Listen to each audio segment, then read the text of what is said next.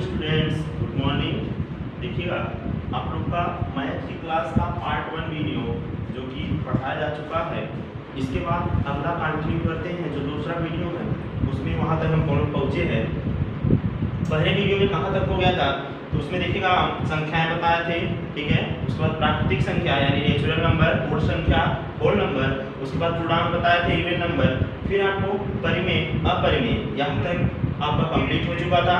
अब इसके बाद देखिएगा आपका जो है अगला, इसमें प्राकृतिक संख्या के चैप्टर के अंतर्गत जो संख्याएं थी उसमें 4-5 रीडिंग हो गया था। इसके बाद जो आपका अगला है वो संख्याएं कौन सी हैं, तो देखिएगा थोड़ा सा आप लोग पहले देख लीजिएगा कि जो परिमेय और अपरिमेय संख्याएं बताए थे उसके बारे में थोड़ा सा नोट करके, जैसे हम कह दें कि नोट करके आप लोग ऐसे लिखिएगा, जैसे दो परिमेय संख्याओं के बीच, दो परिमेय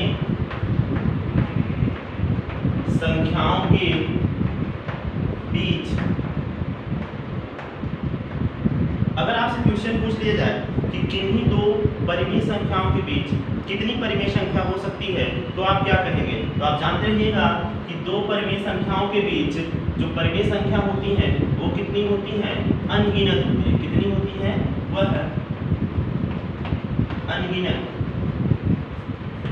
अनगिनत परिमेय संख्याएं होती हैं।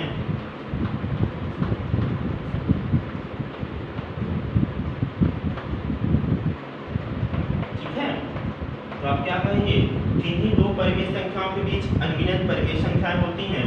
यहीं पर अगला देख लीजिएगा कि किन्हीं दो, या फिर आप कहेंगे यहाँ पे किन्हीं दो अपरिमेय संख्याओं के बीच,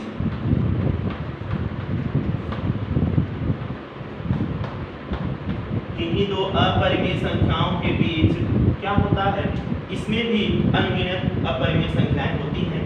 किन्हीं दो अपरिमेय संख्याओं के बीच क्या होता है, अनगिनत अपरिमेय संख्याएं होती हैं। अनगिनत अपरिमेय संख्याएं होती है। तो यहाँ तक आप लोग को समझ में आ गया होगा कि चाहे वह परिमेय संख्या हो चाहे वह अपरिमेय संख्या हो, तो किन्हीं दो परिमेय संख्याओं के बीच अनगिनत अपरिमेय संख्याएं, किन्हीं दो अपरिमेय संख्याओं के बीच अनगिनत अपरिमेय संख्याएं होती हैं। ठीक है, आप लोग एक क्वेश्चन थोड़ा सा देख लीजिएगा। जैसे अगर क्वेश्चन आ जाता है, ठीक है, जैसे क्वेश्चन आ जाता है कि 2 तथा 4 के बीच परिमेय संख्या बताइए, परिमेय संख्या बताइए। ठीक है, ये क्वेश्चन है, आपसे क्वेश्चन कोई पुट अप कर लेता है कि 2 तथा 4 के बीच परिमेय संख्या बताइए, तो इसका एक आसान तरीका होता है कि इन दोनों परिमेय संख्याओं को आपस में हम क्या कर देंगे, जोड़ देंगे, इसके बाद 2 से डिवाइड कर देंगे। ठीक है, देखिएगा जैसे आप कहेंगे 2 + 4, ठीक, अपान क्या 2, यहाँ पे 2 4 6/2 इक्वल टू क्या हो जाएगा, यहाँ पे 3। तो आप कहेंगे 2 और 4 के बीच जो परिमेय संख्या हमारी आएगी वो क्या होगा, यहाँ पे 3 होगा। ठीक है, आई बात समझ में। तो देखिएगा इसके बाद आगे आपका, हाँ आगे देखिएगा आप लोगों को बताया गया कि एक सिंपल तरीका बताया है कि किन्हीं दो परिमेय संख्याओं के बीच परिमेय संख्या ज्ञात करना, उन दोनों संख्याओं को हम जोड़ के 2 से डिवाइड कर देते हैं। ठीक है, अब इसके बाद इसमें एक क्वेश्चन और पूछता है, जैसे कह देता है कि किन्हीं दो संख्याओं के बीच, जैसे कह दिया मान लीजिए कोई संख्या a तथा b है ना, माना जैसे उसमें दे देता है क्वेश्चन में कि यदि a तथा b के बीच केवी परिमेय संख्या, केवी परिमेय संख्या ज्ञात कीजिए। ठीक है, यहाँ पे क्या कहा कि a तथा b के बीच केवी परिमेय संख्या ज्ञात कीजिए। यहाँ देखिए a कोई संख्या होगा, b कोई संख्या होगा, इसके बीच में आपके कोई जैसे मान लीजिए चौथा कर दिया, पांचवा कर दिया, छठा कर दिया, तो के का मतलब जो आपको परिमेय संख्या पूछेगा इन संख्याओं के बीच का, वो यहाँ पे के का मान होगा। तो इसके लिए एक फार्मूला होता है, वो आप फार्मूला क्या लिखेंगे ए के प्लस बी अपान के प्लस 1। ये फार्मूला आप लगा देंगे, आपको आसानी से इस टाइप के क्वेश्चन का आंसर मिल जाएगा। ठीक है, एक एग्जांपल के तौर पे आपको दिखा दिया जाता है। यहाँ पे देखिएगा, क्वेश्चन एक लेते हैं। जैसे कह दिया जाए कि 7 तथा 10 के बीच, ठीक है, 7 तथा 10 के बीच 4वीं परिमेय संख्या बताइए। 4वीं परिमेय संख्या बताइए। ठीक है, इस टाइप के क्वेश्चन आपको मिलते रहेंगे। तो इसको कैसे हल करेंगे, आप बस ये फार्मूला याद कर लीजिएगा, और फार्मूला अगर आपको याद होगा तो आप आसानी से इसको लगा सकते हैं। देखिए फार्मूला क्या कह रहा है यहाँ पे, फार्मूला आपका होता है ए के प्लस बी अपान के प्लस 1। ठीक, तो यहाँ पे ए क्या है, ए का मतलब 7 और बी का मतलब यहाँ कितना है 10 है, और के का मतलब यहाँ पे देखिएगा दिया है 4, तो यहाँ भी 4 रखेंगे, यहाँ भी 4। आप देखिए यहाँ पर रखेंगे 7 इंटू ए का मतलब 4 प्लस यहाँ पे बी है, तो बी का मतलब यहाँ पे 10 अपान के का मीन्स यहाँ पे 4 प्लस 1 कितना हुआ। यहाँ पे आगे हल करेंगे, यहाँ देखिएगा 7 चौक 28 और 10 कितना हो गया 38 बटा कितना यहाँ पे 5 ना। ठीक है, अब इसको आप काट सकते हैं, तो आप डिवाइड करेंगे, भाग देंगे, तो देखिएगा 5 से भाग देंगे तो क्या होता है 5 सत्ते 35। ठीक, यहाँ पॉइंट आ जाएगा दशमलव, इसके बाद 3 बचा, एक 0 बढ़ेगा तो 30, तो 5 6 30। आप कहेंगे 7.6 है, ये क्या है आपका परिमेय संख्या है।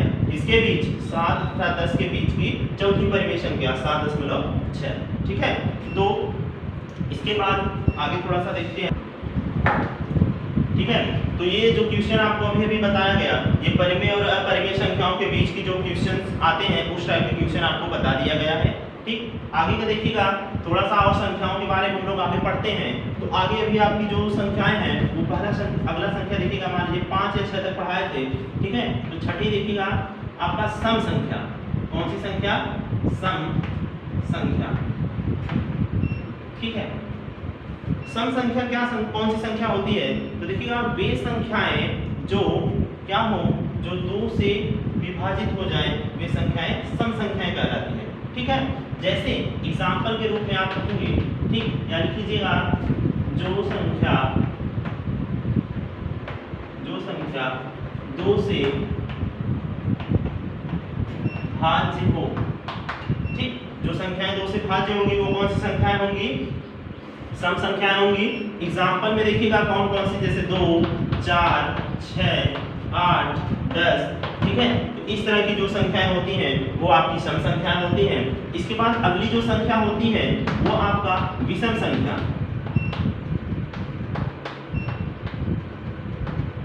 ठीक, विषम संख्या, तो देखिएगा आप कहेंगे वे संख्याएं जो 2 से क्या हो, भाज्य न हो। यहाँ पे सम संख्या था तो 2 से भाज्य हो रहा था, विषम संख्या हो जाएगा तो 2 से भाज्य नहीं होगा। आप कहेंगे वे संख्याएं जो 2 से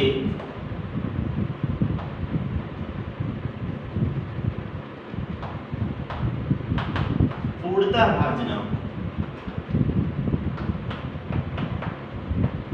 ठीक, भाज्य होने का तो भाज्य हो जाएगा, लेकिन वो दशमलव में आएगा। यहाँ पे क्या कहा गया, पूर्णतः भाज्य ना हो। जैसे एग्जाम्पल में आप देख लीजिए, जैसे 3 हो गया, ठीक है, 9 हो गया। ठीक, अगर हम कहें कि ये जो 3 है ये क्या भाज्य संख्या है, तो आप ये क्या सम संख्या तो आप कहेंगे नहीं, क्योंकि अगर हम 3 में 2 का भाग देंगे तो इसमें क्या आ जाता है आपका 1.5। ठीक है, यहाँ पे दशमलव में आ गया। लेकिन परिभाषा क्या कह रही है कि वे संख्याएं जो 2 से पूर्णतः भाज्य हो उसे हम क्या कहते हैं, सॉरी पूर्णतः भाज्य ना हो उसे हम क्या कहेंगे, विषम संख्या कहेंगे। ठीक है, तो इस तरह से इसके एग्जाम्पल्स हो गए।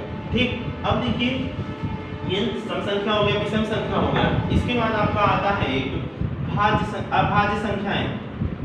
अगला जो है अभाज्य संख्या। ठीक, अभाज्य संख्या, तो देखिएगा वे संख्याएं, अभाज्य संख्या कौन सी संख्या होगी, तो आप कहेंगे वे संख्याएं जो केवल स्वयं से, ठीक है, जो केवल स्वयं या एक से विभाजित हो या भाज्य हो उसे हम अभाज्य संख्याएं कहते हैं। ठीक है, इसका डेफिनेशन लिख लीजिएगा कि वे संख्याएं जो केवल स्वयं या एक से भाज्य हो।